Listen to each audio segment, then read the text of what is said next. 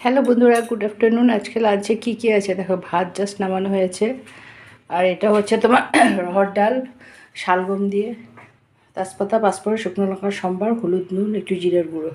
আর এটা হচ্ছে চিংড়ি মাছের মালাইকারি। আমার ছেলের তো খুব প্রিয়, আমারও খুব প্রিয়।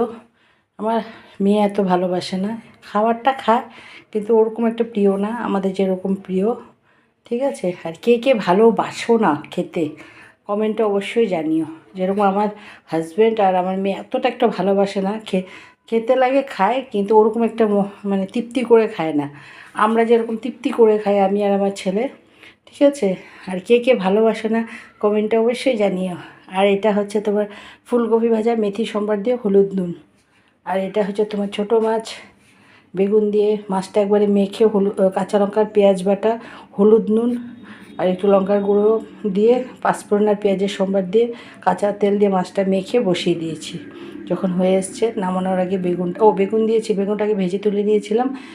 হওয়ার আগে বেগুনটা দিয়ে ধনেপাতা দিয়ে নামিয়ে নিয়েছি। আর এটা হচ্ছে তোমার পেঁয়াজ কলি ভাজা, বেগুন দিয়ে বেগুনটাকে ভেজে তুলে নিয়েছি। তারপরে কালো জিরা সম্বার দিয়ে, তারপরে তোমার কালো জোড়া শুকনো লঙ্কা সম্বার দিয়ে, হলুদ নুন দিয়ে ভাজা ভাজা হওয়ার পরে বেগুনটাকে ভেজে নিয়েছিলাম, যে এটা দিয়ে নামিয়ে নিয়েছি। আর এটা হচ্ছে তোমার শসার স্যালাড।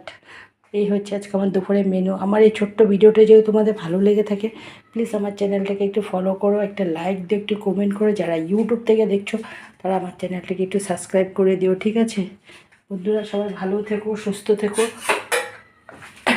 আর দুপুরে লাঞ্চ খুব ভালোভাবে করো। এই হচ্ছে আমার আজকে রহরের ডাল। ডালটা খুব সুন্দর হয়েছে, কালারটাও সুন্দর হয়েছে, আর শালগমটা দেওয়াতে খুব ভালো লাগছে দেখতে, তাই না বন্ধুরা? ঠিক আছে, টাটা।